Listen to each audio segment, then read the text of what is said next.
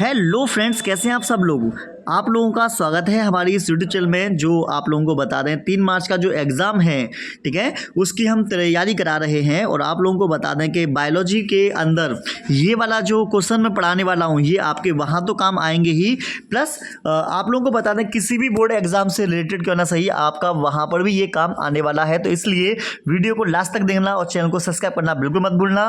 बिना time waste करते हुए चलते हैं अपने क्वेश्चन की तरफ। और ये क्वेश्चन ऐसे हैं, इधर आप पढ़ोगे और आपके उधर आपके पेपर में फंस जाएंगे, ठीक है। चलो एक्सप्लेन करना स्टार्ट करता हूं मैं। एक भी प्रश्न को मिस मत करना। लघु बीजाणुओं का निर्माण लघु बीजाणु मात्र कोशिका में किस विभाजन से होता है, तो किसका आपको जवाब देना है। तो लघु बीजाणु का जब निर्माण होता है तो वो होता है अर्धसूत्री विभाजन के द्वारा। तो लघु बीजाणु जो मात्र कोशिका होगी उसमें अर्धसूत्री विभाजन होगा, जिसके परिणाम स्वरूप लघु बीजाणु का निर्माण होता है, ठीक है। चलो आगे बढ़ते हैं। आगे मनुष्य में 28 दिन के मासिक चक्र में अंडोत्सर्जन होता है। तो आपको बता दें एमसी चक्र जो होता है वो 28 दिन का होता है पूरा, लेकिन उसमें अंडाशय से अंड निकलना है। तो अंडाशय से अंड जो होगा वो 14वें दिन निकलेगा। कौन से दिन निकलेगा? 14वें दिन, ठीक है। और स्टार्टिंग के 3 से लेकर 6 दिन तक लड़कियों में जो होती है ब्रीडिंग वगैरह होती है, ये भी ध्यान रखना। लड़कियों में LH hormone plus FSH hormone है ना, ये दोनों हार्मोन काम आते हैं। एस्ट्रोजन हार्मोन और प्रोजेस्टेरोन हार्मोन, ये कुछ हार्मोन हैं जो लड़कियों के अंदर काम आएंगे। किस चीज़ के लिए? शायद पता होगा, MC चक्र को कंट्रोल करने के लिए, ठीक है। आगे देखते हैं। मनुष्य में AB रुधिर वर्ग इसके कारण होता है। तो देखो ये होगा IAIB जीन की सह प्रभाविता के कारण। तो आपका आंसर जो आएगा ये ऑप्शन डी वाला जो है, ऑप्शन 4 वाला जो है इसका आंसर आएगा। तो IA और IB ये दोनों जो होते हैं ये ब्लड ग्रुप AB के होंगे, क्योंकि इसमें A और B दोनों अपने आप को रिप्रेजेंट करेंगे, इसलिए हमने इसको सह प्रभाविता की कैटेगरी में डाला है। बहुत से लोग हो सकता है कि ऑप्शन A लगा दें या ऑप्शन C लगा दें, तो इसमें आंसर ये वाला नहीं आएगा। आगे देखिए, T कोशिकाओं का निर्माण होता है। तो T कोशिका में का निर्माण होगा तो हम कॉमन सेंस लगाएंगे। अस्थि मज्जा को इंग्लिश में बोलते हैं बोन मैरो, ठीक है। तो यहाँ पर T का कोई मतलब नहीं है। अग्नाशय को इंग्लिश में बोलते हैं पेनक्रियास, तो इसका भी कोई मतलब नहीं है, ठीक है। थाइमस को इंग्लिश में हम T से रिप्रेजेंट करेंगे। थाइमस अगर बनाएंगे तो यहाँ T आया, तो T जो है ये यहाँ से लिया गया है। तो T कोशिकाओं का निर्माण जो होता है वो होता है थाइमस से, ठीक है। चलो कुछ प्रश्न मैं भी आप लोगों को बताऊंगा, जिससे कि आप लोगों को होमवर्क दूंगा, जिससे कि आप लोगों की प्रैक्टिस हो सके ज़्यादा से ज़्यादा। अगला है, गैलापेगोस द्वीप का संबंध किस वैज्ञानिक से है। तो गैलापेगोस द्वीप का संबंध जो था वो था डार्विन से। किससे था? डार्विन ने जीवन संघर्ष है ना, योग्यतम की उत्तरजीविता का सिद्धांत, ठीक है, वो दिया था। डार्विनवाद वगैरह भी हम बोल देते हैं। जीवों में जनन करने की अपार क्षमता होती है, ये वाली बात भी डार्विन ने बताई थी। यदि एक DNA में ग्वानिन की मात्रा 20% है तो साइटोसिन की मात्रा कितने % होगी। तो आपको क्या काम करना है, डायरेक्ट 50 में से 20 घटा देने हैं। तो 50 में से 20 घटाएंगे तो आंसर कितना आएगा? 30। तो ऑब्जेक्टिव प्रश्न कैसा भी ऐसा दे रखा हो तो जो वैल्यू दे रखी है उसमें से आप 50 में से घटा देना और आपका आंसर तुरंत निकल आएगा, ठीक है। चलो आगे बढ़ते हैं। कैरियोटाइप की 2n+1 या 2n+2 की स्थिति कहलाती है। क्या कहलाएगी? ठीक है, यहाँ पर जो कहलाएगी आपको बता दें, या तो मुझे लग रहा है बहुगुणिता कहलाएगी या असुगुणिता। इन दोनों में से कोई मतलब फर्स्ट या सेकंड में से कोई एक होगा। आगे, वाहित मल का प्राथमिक उपचार है। तो प्राथमिक उपचार जो होता है वो कौन सा है? भौतिक प्रक्रम है। कैसा प्रक्रम है?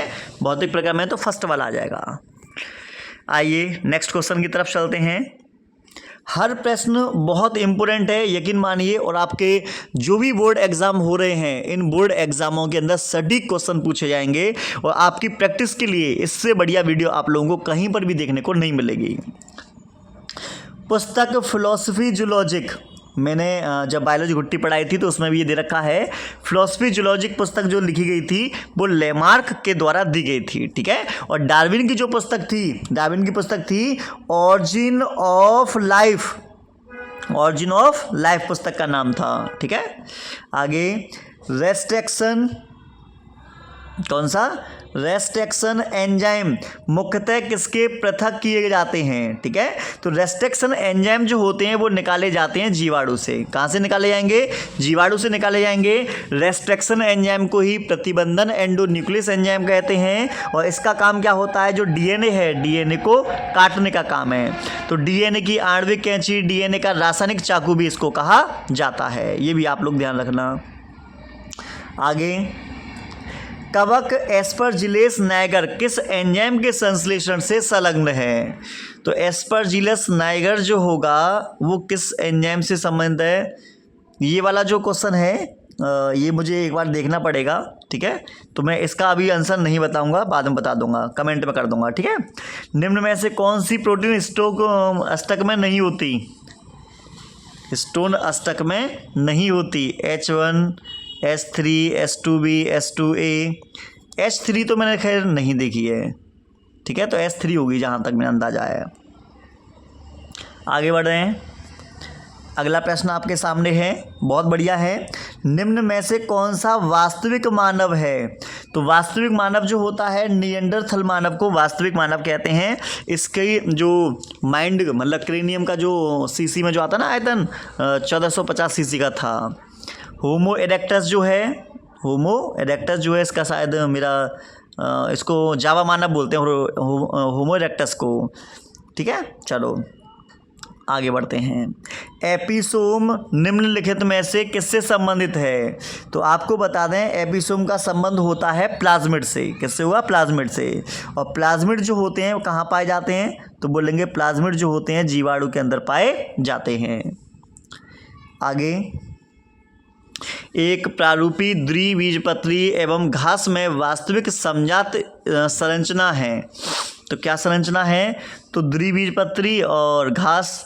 तो इसका जो आंसर जो आना चाहिए वो जी आना चाहिए, बीजपत्र और स्कूटेलम, तीसरा वाला। आगे ऑक्सीश्वसन बताना है। तो ऑक्सीश्वसन बताना है, ग्लूकोज होगा, जल तो नहीं होगा, और ग्लूकोज होगा, ये भी नहीं होगा। ये कैसे दे रखा है इन्होंने, ऑक्सीश्वसन को बताइए, ऑक्सीश्वसन को बताइए। हाँ जी, ये आ गया। यहाँ पर क्या होगा, यहाँ पर होगा ग्लूकोज, यहाँ होगी ऑक्सीजन, यहाँ पर कार्बन डाइऑक्साइड बन जाएगा, यहाँ जल बन जाएगा और 673 किलो कैलोरी ऊर्जा मिल जाएगी। तो ये ऑप्शन सी आएगा। ग्लूकोज का ऑक्सीकरण करेंगे तो कार्बन डाइऑक्साइड और जल बन जाती है, ठीक है। ये वाला क्वेश्चन है तो बढ़िया, लेकिन ये बार बार मुझे थोड़ा कंफ्यूज सा कर देता है।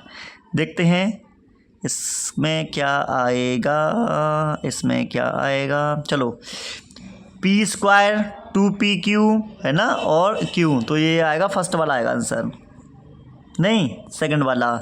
p² + 2pq + q² बराबर 1, ये वाला इसका आंसर आएगा। मानव में दाद होता है, तो दाद जो होता है उसको हम रिंगवर्म बोलते हैं, जो कवक के द्वारा होगा। निम्न में से कौन सी वायु प्रदूषण की गैस है जो अम्लीय वर्षा के लिए उत्तरदायी है।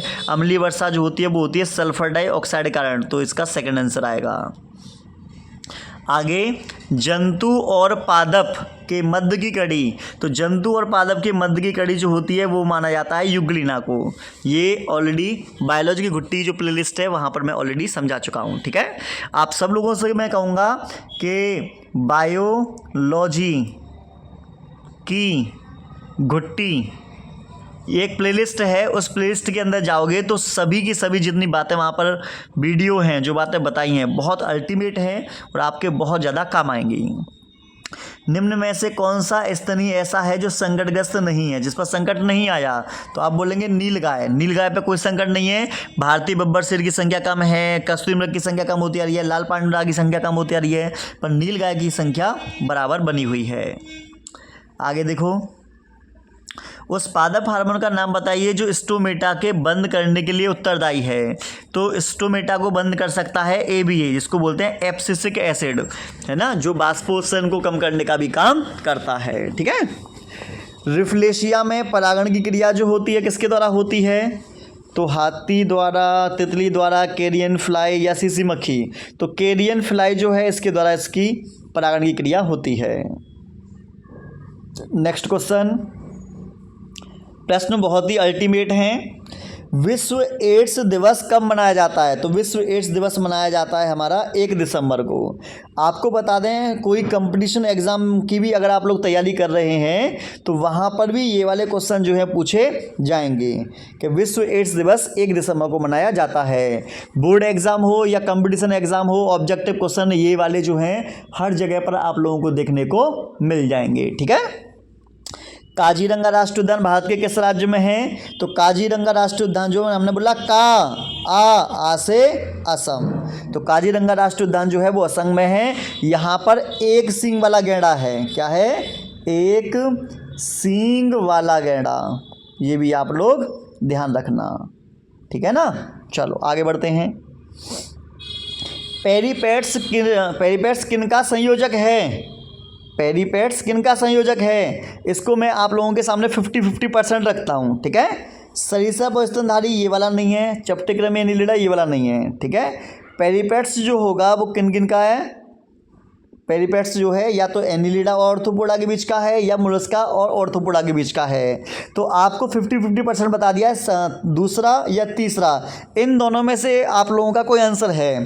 तो अभी आपको क्या काम करना है, हमारे वीडियो के नीचे कमेंट बॉक्स है, कमेंट बॉक्स में आपको लिखना है या तो 2 लिख देना या 3 लिख देना। ठीक है। अगर आपका आंसर 2 है तो 2 लिखना, कमेंट करना, 3 है तो 3 कमेंट करना, बताना भाई कि क्या है इसका आंसर। ठीक है। चलिए आगे, बहुत बढ़िया प्रश्न है। घाना राष्ट्रीय पक्षी विहार जो है किस प्रदेश में है? तो घाघरा कहाँ की महिलाएं पहनती हैं? घाघरा पहनती हैं कहाँ की महिलाएं? तो बोलेंगे राजस्थान की, तो बोलेंगे घाना राष्ट्रीय उद्यान जो है वो राजस्थान में है। ठीक है। द्वितीय संतानीय पीढ़ी मतलब F2 पीढ़ी, इसको हम F2 पीढ़ी बोलेंगे। F2 पीढ़ी 3:1 का अनुपात किस प्रकार के प्रसंकरण में पाया जाता है? तो 3:1 जो मिलेगा वो मिलेगा हमको इसमें 1 गुण प्रसंकरण में। कैसा मिलेगा? 1 गुण प्रसंकरण में। मोनोहाइब्रिड क्रॉस बोलते हैं हम इसको। ठीक है। आगे देखो, निम्न में से कौन सा जीवित फॉसिल है? इसको जीवित जीवाश्म बोलते हैं। तो जीवाश्म को उसने जीवाश्म ना बोलकर फॉसिल्स बोल दिया। तो आप क्या बोलोगे? जीवित जीवाश्म। देखो आर्कियोप्टेरिक्स जो होती है ये सरीसृप और पक्षी के बीच की संयोजक कड़ी है। ठीक है। और आपको बता दें इसका जो जीवित जीवाश्म जो होगा वो आंसर आएगा हमारा स्फिनोडॉन। कौन सा आएगा? स्फिनोडॉन आएगा। ठीक है। टर्नर सिंड्रोम के लिए कौन सा संकेत सही है? तो AAXO, इसमें टोटल गुणसूत्र की संख्या जो होती है वो होती है 45। ठीक है। और अगर क्लाइनेफिल्टर सिंड्रोम होता तो ये वाला आता AA+XXY, इसमें टोटल गुणसूत्र की संख्या जो होती है वो होती है 47। आगे देखिए, आगे है जीन उपस्थित होते हैं। तो जीन कहाँ मिलेंगे? गुणसूत्र में मिल जाएंगे। ठीक है। माइटोकॉन्ड्रिया में, हरित लवक में, मतलब ये जो हैं क्या उपरोक्त सभी में मिलेंगे? तो आपको बता दें इसमें भी 50-50% चांस है, या तो गुणसूत्र में मिलेंगे या उपरोक्त सभी, मतलब पहला या लास्ट, इन दोनों में से कोई आंसर है। जीवाश्म की आयु का निर्धारण कर सकते हैं किसके द्वारा? भूपटन, कैल्शियम के जमाव, रेडियोधर्मी तत्वों की मात्रा। तो रेडियोधर्मी तत्वों की मात्रा से हम कर सकते हैं। आगे देखो, प्रश्न बहुत अल्टीमेट लेकर आया हूँ, ज़बरदस्त क्वेश्चन है। हर प्रश्न आपको ऐसा मैं लेकर आया हूँ जो पेपर में अगर देने के लिए जाओगे तो भाई पेपर में ये क्वेश्चन बिल्कुल धड़ल्ले से पूछे जाएंगे। स्वस्थानीय संरक्षण की भी जो विधि है वो कौन सी है? तो नेशनल पार्क जो है, राष्ट्रीय उद्यान जो होती हैं, ये स्वस्थानीय संरक्षण की कैटेगरी में आएगा। वनस्पति उद्यान, टिश्यू कल्चर, जैव प्रौद्योगिकी, ये किस कैटेगरी में आएंगे? तो आप बोलोगे वही स्थानीय में। ठीक है। BCG का टीका जो लगाया जाता है किस बीमारी में लगाते हैं? तो टीबी में लगाते हैं। टीबी को यक्ष्मा वगैरह भी हम बोल देते हैं। ठीक है। एड्स बीमारी जो होती है HIV वायरस से होगी। कॉलरा विब्रियो कॉलेरी जीवाणु से होगा, टाइफाइड साल्मोनेला टाइफी से होगा। टाइफाइड में एक टेस्ट कराते हैं, उस टेस्ट का नाम है विडाल टेस्ट। कौन सा टेस्ट है? Widal test. साल्मोनेला टाइफी जीवाणु से होता है। आगे देखो, मास्ट कोशिकाएं स्रावित करती हैं, तो मास्ट कोशिकाओं से स्रावित जो होता है वो होता है हिस्टेमिन। क्या होगा? हिस्टेमिन। परागकण मात्र कोशिका में गुणसूत्रों की संख्या होती है, तो जहाँ कहीं पर भी मात्र शब्द आ जाएगा तो वो होती हैं द्विगुणित। द्विगुणित का मतलब 2n होंगी। ठीक है, आगे देखो, जंतुओं द्वारा बीजों में प्रकीर्ण नहीं होता। यहाँ बोला नहीं होता, तो जंतुओं द्वारा बीजों में प्रकीर्ण नहीं होता। चोर कांटा, लटजीरा, अरंडी या फिर गोखरू, तो इसमें आएगा अरंडी, क्योंकि चिया के जो बीज होते हैं वो चटक जाते हैं। ठीक है, तुमने देखा होगा कि जो चिया का मतलब, चिया तो चिया ही होता है, चिया का मतलब क्या है? ठीक है, अरंडी जो होता है वही है। उसके जो बीज होते हैं गर्म मौसम में धूप पड़ती है तो ये बिखर जाते हैं, चटक जाते हैं। बीज जीव विकास जो कभी उल्टी दिशा में नहीं होता, क्या कहलाता है? तो बोलेंगे डोलो का नियम कहलाता है। शुक्राणु के मध्य में पाया जाता है, तो शुक्राणु के मध्य में पाया जाता है माइटोकॉन्ड्रिया। क्या मिलेगा? माइटोकॉन्ड्रिया मिलेगा। वंशागति की जो क्रियात्मक इकाई है, तो वंशागति की क्रियात्मक इकाई को हम क्या बोलते हैं? तो वंशागति की क्रियात्मक इकाई जो होती है उसे कहा जाता है जीन। क्या बोलेंगे? जीन बोलेंगे। ठीक है, नेक्स्ट देखिए, संतान के पिता से कितने जीन्स मिलते हैं? तो संतान को पिता से मिलेंगे 50%। 50% माता से, 50% पिता से, तो 100% बच्चे का निर्माण हो जाता है। आकस्मिक अनुवांशिक परिवर्तन को क्या कहा जाता है? तो बोलेंगे उसे हम बोलते हैं उत्परिवर्तन। और उत्परिवर्तन जो दिया था वो किसने दिया था? तो बोलेंगे ह्यूगो डी ब्रिज ने। किसने दिया? ह्यूगो डी ब्रिज ने दिया।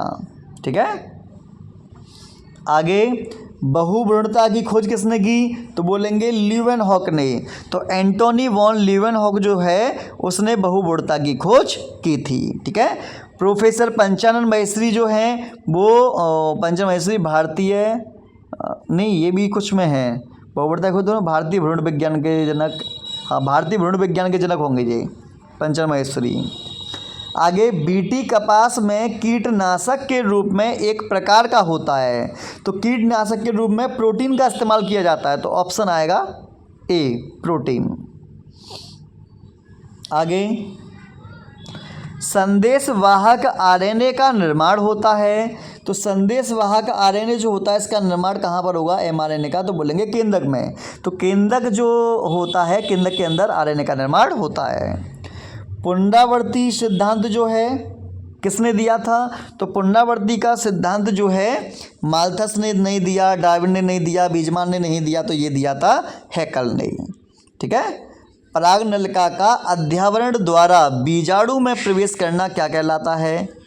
अध्यावरण द्वारा बीजाणु में प्रवेश करना क्या कहलाता है? अंड द्वारा नहीं आएगा, मतलब इनमें से कोई नहीं।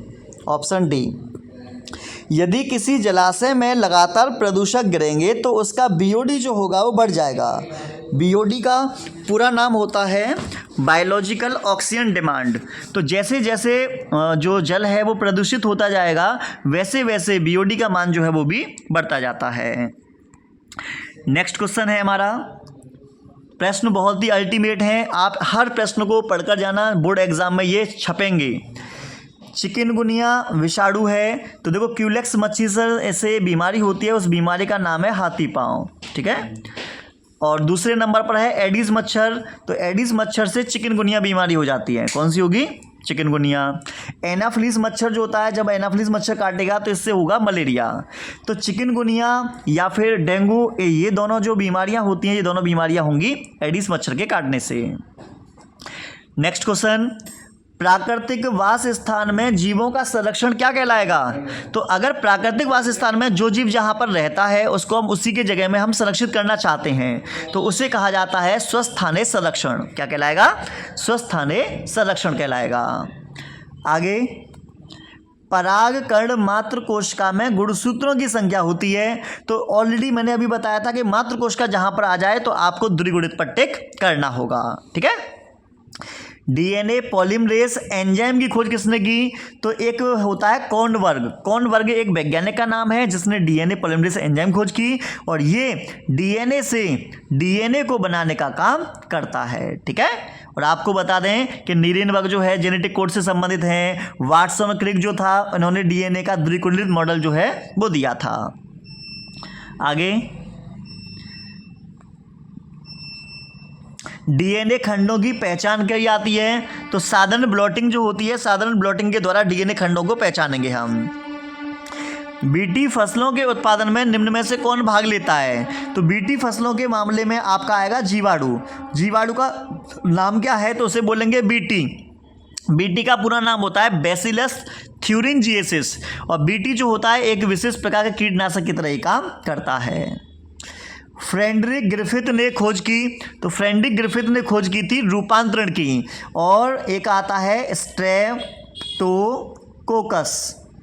क्या आता है? स्ट्रेप्टोकोकस जीवाणु होता है। तो स्ट्रेप्टोकोकस जीवाणु के द्वारा स्ट्रेप्टोकोकस जीवाणु का इस्तेमाल करके रूपांतरण की खोज की गई थी। ठीक है, चलो, भारत में अभ्यारण्यों की कुल संख्या है। तो आपको बता दें अभ्यारण्यों की कुल संख्या जो है वो 500, मुझे लग रहा है पहले तो कम थी लेकिन 500 से ऊपर ही है, या तो 515 होगा या 520 होगा, इन दोनों में से कोई हो सकता है। न्यूक्लियोप्रोटीन का निर्माण होता है। तो न्यूक्लियोप्रोटीन जो होगा वायु में, जल में, मिट्टी में। न्यूक्लियोप्रोटीन का निर्माण जो हुआ है वो हुआ है जल में, क्योंकि आपको बता दें, ये तो आपको पता ही होगा कि डीएनए जो है वो कहाँ पर बना है, या हम बोलें कि जीवन की उत्पत्ति जो हुई है वो कहाँ पर हुई है, तो आप बोलोगे जल में।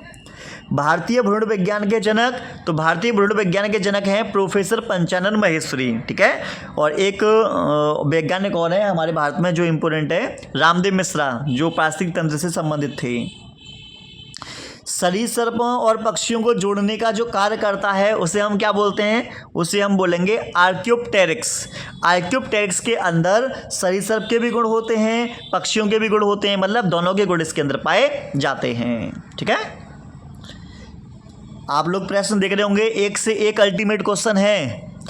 हर प्रश्न ऐसा है जो बोर्ड एग्जाम में आने की पूरी क्षमता रखता है, और ये बोर्ड एग्जाम के ही क्वेश्चन है जो प्रीवियस ईयर में आ चुके हैं। द्विनिषेचन का तात्पर्य क्या है? तो एक नरयुग्मक का अंडकोशिका से दूसरे का द्वितीयक केंद्रक से संयोजन करना, उसी को हम क्या बोलते हैं? उसी को हम द्विनिषेचन बोलते हैं। प्राकृतिक चयनवाद सिद्धांत किसने दिया था? तो प्राकृतिक चयनवाद सिद्धांत दिया था हमारा डार्विन के द्वारा। उत्परिवर्तन एक नाम आता है, तो उत्परिवर्तन सिद्धांत है ये किसने दिया? तो बोलेंगे ह्यूगो डी ब्रेज ने दिया। टीबी के टीके का नाम बताओ? तो टीबी के टीके का नाम होता है बीसीजी का टीका। ठीक है, आगे, आवर्तबीजी पौधों में पुंकेसर है। तो पुंकेसर जो होता है ये पुष्प का नर जननांग होता है। प्रभाविता पृथक्करण के नियमों का प्रतिपादन किसने किया? तो ये किया था मेंडल ने। इसी को हम ग्रेगर जॉन मेंडल बोल देते हैं। आगे देखिएगा, जीनी अभियांत्रिकी की नींव किस एंजाइम की खोज से पड़ी? तो प्रतिबंधन अंतः न्यूक्लियस एंजाइम जो है इस एंजाइम की खोज से पड़ी थी, और ये वही एंजाइम है जो डीएनए को तोड़ने का, काटने का काम करता है। अगला, पारिस्थितिक तंत्र में निरंतर आवश्यकता होती है। तो पारिस्थितिक तंत्र में निरंतर आवश्यकता होती है किसकी? तो आप बोलेंगे ऊर्जा की। तो ऑप्शन थर्ड वाला। हर प्रश्न ऐसा है जो बोर्ड एग्जाम के लिए काफ़ी इंपॉर्टेंट है, प्लस कंपटीशन में भी आते हैं ये वाले। एक ही पादप के एक पुष्प के परागकणों का दूसरे पुष्प के वर्तिकाग्र तक का स्थानांतरण क्या कहलाता है? तो आप बोलेंगे सजात पुष्पी परागण। क्या बोलेंगे? सजात पुष्पी परागण। निम्नलिखित में से कौन अनुकूलनी विकिरण का उदाहरण नहीं है? तो बोलेंगे डार्विन की फिंचेस है, ऑस्ट्रेलिया मार्सुपियल है, ऑस्ट्रेलिया अपरास्तनी है। हमसे नहीं पूछा है तो ऑप्शन आएगा तीसरा, जलीय स्तनी। प्रतिबंधन एंडोन्यूक्लियस का उपयोग आनुवंशिक इंजीनियरिंग में निम्न में से किस अणु को बनाने में किया जाता है? तो जैसा कि आप लोग जानते हैं कि हमें क्या बनाना है, हमें बनाना है डीएनए के पुनर्योगस अणु बनाने, इसलिए फर्स्ट वाला आंसर आएगा। एक प्रारूपी आवर्तबीजी भ्रूणकोश में क्या क्या होते हैं? तो बोलेंगे 7 8 न्यूक्लियर तो होगा, 8 तो न्यूक्लियर मैं पूरा दिखा देता हूँ। 8 होंगे केंद्रक, केंद्रक को न्यूक्लिकृत बोला, 7 होंगी कोशिका, तो इसमें आएगा ऑप्शन 3। ठीक है, जैसे कि यहाँ पर ऊपर की तरफ 3 प्रतिमुख कोशिकाएं, नीचे 2 सहायक कोशिकाएं, यहाँ पर अंड कोशिका, यहाँ पर बीच में 2 द्वितीयक केंद्रक, तो इसमें 7 कोशिका होंगी, 8 न्यूक्लिकृत होगा। आगे एक प्रारूपी आवर्त बीजी, ये वाला तो जो है 7 कोशिका 8 न्यूक्लियर, ये हो गया।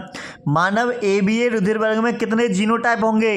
तो देखो ब्लड ग्रुप तो 4 प्रकार का होता है, लेकिन ब्लड ग्रुप के जीनोटाइप 6 प्रकार के होते हैं, तो ऑप्शन तीसरा आएगा। आगे देखो, BT जीविस किस जीवाणु द्वारा उत्पादित होता है? तो देखो BT किससे बनेगा? इससे पहले वाले से BB बनना है, नहीं बन पाएगा। इससे BS बनना है, यहाँ नहीं बन पाएगा। यहाँ से BM बनना है, नहीं बन पाएगा। और B इससे बनना है BT, तो ये आएगा बैसिलस थ्यूरिंजिएसिस, BT का पूरा नाम। ऐसी पारस्परिक क्रिया जिसमें एक जाति को लाभ होता है, दूसरी को ना लाभ होता है, ना हानि होती है, तो उसे क्या बोलते हैं? उसे बोलते हैं सहभोजिता। क्या बोलेंगे? सहभोजिता। ठीक है। गुणसूत्रों का निर्माण होता है, तो गुणसूत्र का निर्माण तो भैया दोनों से होगा, यूरोक्रोमेटिन, हेटेरोक्रोमेटिन। निम्न में से कौन नर सहायक ग्रंथि नहीं है? नहीं बोला है, तो नर में क्या नहीं मिलता? नर में एम्पुला नहीं मिलता, क्योंकि एम्पुला वाला जो भाग होता है ये लड़कियों में होता है, फिलोपियन नलिका में। एक्स संलग्न जीन्स पाई जाती हैं, तो एक्स संलग्न जीन्स जो होंगे कहाँ पर मिलेंगे? एक्स गुणसूत्र के विषमजात भाग पर मिलेंगे, तो ऑप्शन बी जो होगा मतलब सेकंड राइट आंसर है। आगे देखिए, अंड समुच्चय के निर्माण में कौन सहायक है? तो अंड और सहायक कोशिकाएं आपस में मिलकर अंड समुच्चय का निर्माण करती हैं। सेल्विया में परागण की क्रिया होती है, तो ऑप्शन ए जल, सेकंड वायु, फिर थर्ड कीट, या इनमें से कोई नहीं। तो आपको आंसर बताना है इसमें क्या आएगा, ठीक है ना। आपको कमेंट में जाना है और कमेंट करना है कि इसका आंसर क्या है, फर्स्ट सेकंड थर्ड फोर्थ में थे। और रुधिर वर्ग वाले व्यक्तियों में होता है, तो जो जिसके अंदर ओ रुधिर वर्ग होगा उसके अंदर क्या होगा? NTN A, NTN B, NTN A B, या इनमें से कोई नहीं।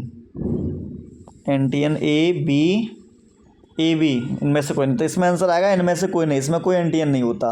ठीक है। लाइकेन में फंगस तंतु पोषण प्राप्त करता है, फंगस किससे प्राप्त करेगा? तो बोलेंगे शैवाल से प्राप्त करेगा। आगे, भारतीय भ्रूण विज्ञान का पिता कहते हैं, तो भ्रूण विज्ञान के पिता प्रोफेसर पंचानन महेश्वरी को कहा जाता है। 200 लघु बीजाणुओं के निर्माण के लिए प्रकार्यात्मक लघु बीजाणु मात्र कोशिकाओं में कितने अर्धसूत्री विभाजन होंगे? तो आपको क्या काम करना है? 200 दे रखा है, ठीक है, अर्धसूत्री विभाजन निकाला है, 4 का भाग कर दो, 4 का भाग करेंगे 4 पंजे 20, 0 का 0, तो आंसर आएगा 50, ऑप्शन सेकंड वाला। तो अगर आपको इस तरीके से कोई प्रश्न दे रखा है तो उसमें आप आसानी से 4 का भाग देकर आप आंसर निकाल सकते हैं। ठीक है। आगे प्रश्न देखिए, मंगोली जड़ता या डाउन सिंड्रोम किसके कारण होता है? तो मंगोली जड़ता जो होगा 21वीं जोड़ी में अलिंग गुणसूत्रों की त्रिसूत्रता के कारण होगा। त्रिसूत्रता को हम क्या बोलते हैं? ट्राइसोमी।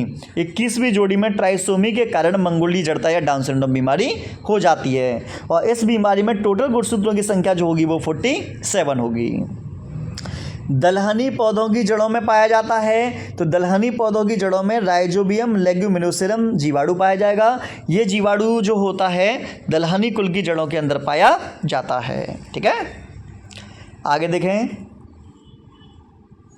एक प्रारूपी आवर्त बीजी पराग कोश में लघु बीजाणु दाने की संख्या होगी, तो लघु बीजाणु दाने की संख्या होती है 4, क्योंकि ये इस तरीके से बनाएंगे तो ये 4 कोने बनेंगे, 4 कोने बनेंगे तो चारों कोनों पर ये मिल जाएगा। ठीक है ना।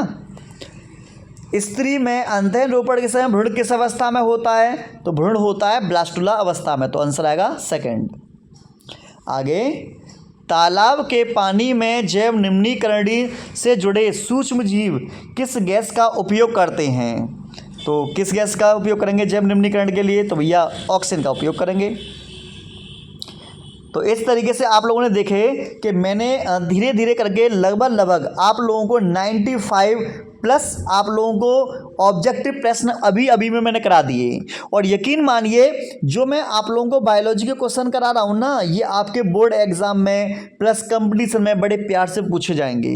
तो इसलिए इस वीडियो को कम से कम 2 बार आप जरूर देखें। एक बार जो मैं समझा रहा हूँ उसे पहले समझ लें, दूसरी बार में जो क्वेश्चन देखने के बाद में खुद से आंसर लगाने की आप कोशिश करें। और आपको बता दें ये वीडियो काफ़ी इंपॉर्टेंट है, तो इसलिए इस वीडियो को अपने तक सीमित ना रखें। आपका जो बायोलॉजी वाला कोई दोस्त हो सकता है, तो आप वीडियो देख रहे हो तो उस व्यक्ति के पास भी इस वीडियो को क्या काम करें, आप लोग जल्दी से जल्दी शेयर कर दें, जिससे कि आपका दोस्त जो है उसको भी अच्छे तरीके से क्वेश्चन मिल सकें। प्लस एमसीक्यू टाइप के जो क्वेश्चन हैं ये आप लोगों को पता ही होगा कि आप लोगों के एमसीक्यू टाइप के क्वेश्चन स्टार्टिंग में आते हैं, प्लस कंपटीशन में एमसीक्यू टाइप के ही पूछे आते हैं, तो बड़े आराम से आप लोगों की तैयारी हो सकती है। तो इस वीडियो को आप लोग देखो, प्लस बच्चों सभी बच्चे जो हैं अपने अपने दोस्तों के पास इसे शेयर कर दो, जिससे कि उन लोगों को भी अच्छे से अच्छी जानकारी जल्दी से जल्दी मिल सके। और आपको बता दें अभी तो मैंने ये पढ़ा दिया, अभी मैं आप लोगों को वेरी शॉर्ट पढ़ाऊँगा। क्या पढ़ाऊंगा मैं आप लोगों को? वेरी शॉर्ट क्वेश्चन जो है वो मैं आपको बताऊंगा, ठीक है। फिर मैं शॉर्ट क्वेश्चन लेकर आऊंगा और लॉन्ग क्वेश्चन जो है वो ऑलरेडी मैंने आप लोगों के लिए डाल दिए हैं, तो जाइए और उन्हें देखना स्टार्ट कर दीजिए, ठीक है। चलो इससे आगे मिलते हैं नेक्स्ट वीडियो में।